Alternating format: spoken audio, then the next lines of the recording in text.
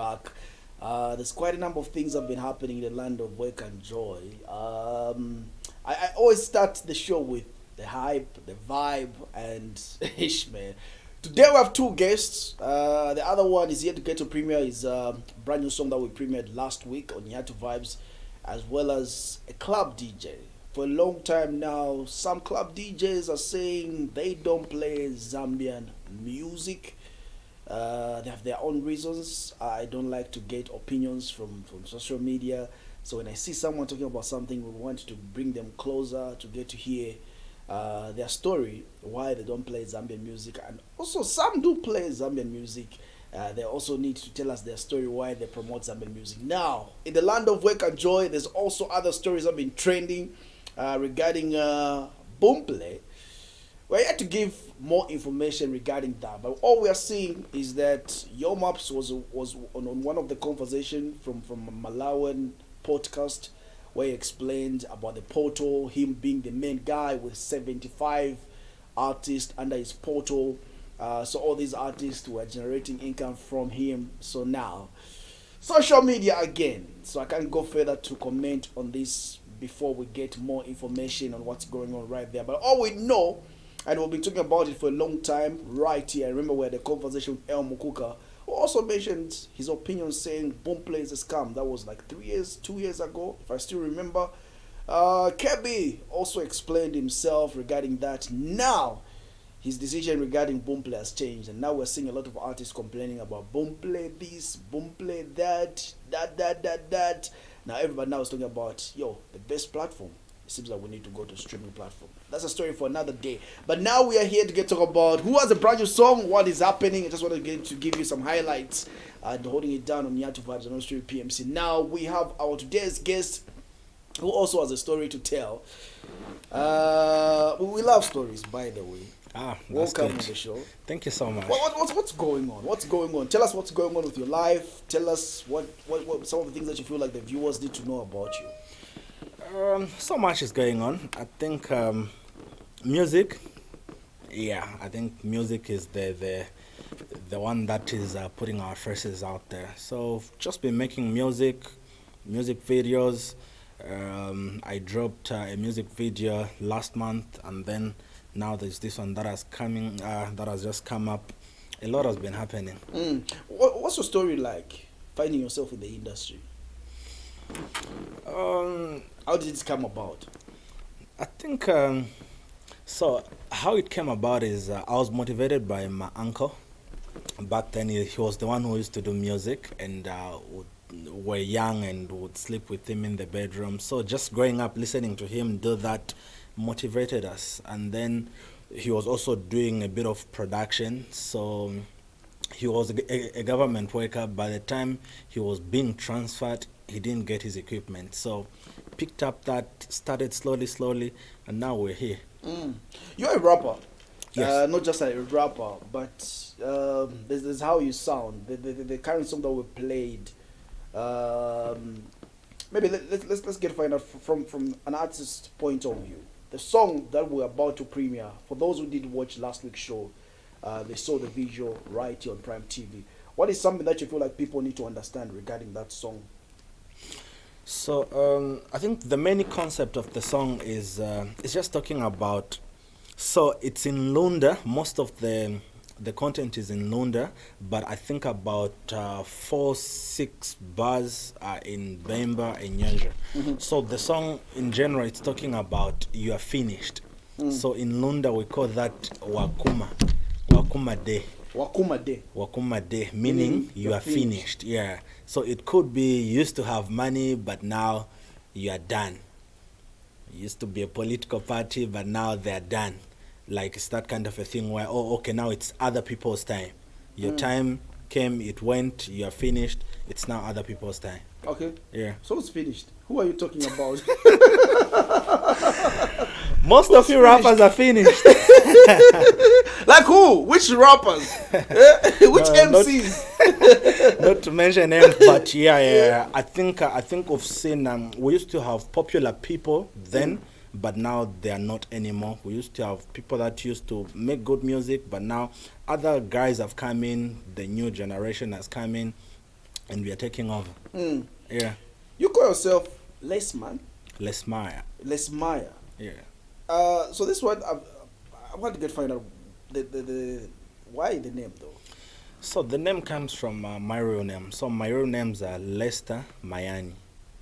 Lester is the first name, Mayani is the surname. So just got the Les and Maya there, then combined. So Les Maya. That's how it comes Obviously, about. I don't know when you finish. So that's like your name, not your stage name. That's a combination of Yes, I'm talking both my about names, yeah. before combining the names. Yes, yes.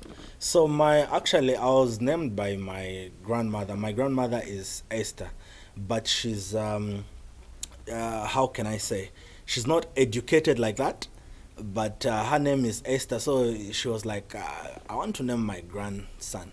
So what name should I come up with? So she came up with Lester, and not knowing there's Lester like in the diaspora as a club, as a city or so. Yeah. Okay. There's something that you mentioned in that song, and also something that I want you to find out from an artist's perspective. I've mentioned this countless times. Most people that don't like us are people that know us. True. And I've told people saying, even Kawala wamena kubera pa nyumba pako, ni muntu wamena kuziva. True. It's not so common for someone that doesn't know you to steal from you. Yeah, true. Now, let's talk about you. Okay, there's a reason why I'm giving this example. Oh yeah. There's rumors that I've heard saying you have some beef with some people that you were working with. Rumors that you stole a song from someone that you used to work with. Oh yeah. All these oh, yeah, that rumors. So before you coming through, I was doing some research regarding those rumors. Okay. And this someone was confirming, saying this guy stole the song. What's the story like? I want to get to hear from you. Yeah, so that's quite a long time, and I think I even released a song regarding that went viral. Like it's the most song that people knew me on. So there was a guy that I used to record. His name is Sinbad, like that. Yeah. So now this guy comes into my studio. I play a couple of beats. So it's a true story. Not true like I still know. So this is how it came about. So this guy comes into my studio. I play him a couple of beats, and then we decide, oh, okay, this one sounds good. Let's create a song together. Upon doing that, we had to write together. I created the instrument, and then we even wrote the hook together. Then I shared the beat to say, okay, now go and write your verses. I also remained to write mine. And then when he went there, after some weeks or some days, then he said, no, I don't think I'm doing this anymore. I was like, oh, okay, cool. But I still want the song to be released.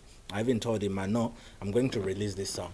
And then now I get a guy who was trending and popular, who had just released a song that was banging in the district. I put him on the song. So now him, after the song came out, he felt some type of way to say, this song is now making noise. It was supposed to be me in it. Just because of him contributing to the hook, he felt like I had stolen the song. But we wrote the hook together in the studio. So now he went on media, started insulting almost everybody, me and the other guy that I had put on, who's Denji. And then the stories just started coming up. It even came to a point where we almost got physical. Yeah, but now later on, I think I left after doing a song that triggered to that situation. There's a song called Mboma. Mboma, Lela Mboma. Mboma, it's a snake, Okay. a python. So there's a saying in our language where you say, if you keep a snake, it will grow to eat you. So like I was. So you're saying your friend is the snake that you're keeping? Yeah, because like this guy used to record him from scratch. Like he never used to go to any studio. He started with my studio, and then from there, after our beef and stuff, that's when he started going to other studios.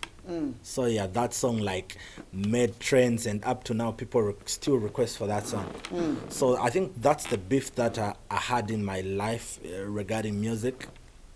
but now here we are, and I haven't heard from him for a long time. I don't know if he still does music or he's also finished. But have you tried to reach out or play a bigger, Oh, bigger person no. in such a situation? It's that kind of a thing where now even the numbers, like I'm not in any platform where I can request for his number or maybe even just see him on socials. Then it'll be like, oh, this guy is still available. Like we haven't made any communication, and I left my place. That was around 2016. Like it's been long. Yeah. Is there something that you feel like you would have changed with the age that you are right now, in maybe comparison, maybe 10 years, the 10 years and the current one right now? Is there something that you feel like life has taught you the hard way and you never knew, now you know about it? Yeah. Is it regarding life or just music? Life or music, could be anything. Okay, I think regarding music, I've noticed, I've learned one thing to say, if you're talented, that's just a plus. But the industry is looking for somebody who's capable, somebody who's influential, somebody who's able to bring masses. Really, talent is just, let's say, even just 5% of the music. There are other things, especially the promoting side, where you have to pump in more, and just if you concentrate on that route, even if you're not talented, you'll be known to people. We've seen a couple of guys that are not even talented, but they're very influential and their music is played. What is the most frustrating thing that you feel like is super frustrating about the industry and still frustrates you? I think we have what I can call gatekeepers, kind of. You believe in that? To some extent, yes. Okay. Yeah, so Okay. this is where you find that there are these guys quite okay. You are coming up, you are good, you've released the song that is banging, but you are just on social media. Like your fame is just on social media. There you are big, but you are not making money out of that. You need to go through these guys because they already made connections, and probably they are the guys that like run the show in the background. You want to find yourself on a show that will probably be paying also, you need to go through these guys like that. Yeah. Okay. Ngani ama gatekeepers? Tipamvera che. Kayakapenda nice matika ama gatekeepers, I don't know. But it was anything else that you're working on that maybe you feel like the viewers need to know? Your current song is out. You're telling me saying you spent zero budget on the song and the visual. Yeah, actually, the music video is zero budget in a way that the guy who was shooting behind the scene is my friend. Is the one that I work with on most of other things. So he was just behind the scene now, helping me shoot myself on the scene. And then the car was for my friend. Just borrowed it. All the equipment is mine. Yeah. Someone will say that is my car. No. Yeah. Actually, all the things that you see from these artists, most of them is just propaganda, and we get to borrow. Trust me. Like, how do I buy a Jeep in one day? And yeah, so mostly you find that we are borrowing, and then I'm a music producer, videographer, so I just edited my own music video, did my own song production, and it's there. Why do I feel like you had to learn the hard way, where you just went to this producer before? they didn't give you a video. You went to this like. Did you have to learn the hard way, or maybe you felt like it's very important that you needed to learn? I felt it's very important to. So when I was coming up, actually, production wasn't in my mind. I could even record from other studios, but then there would be times when I don't have the money to go and pay those guys. Then I was like, oh, okay, why can't I try to record myself, and probably I can just give that guy to mix.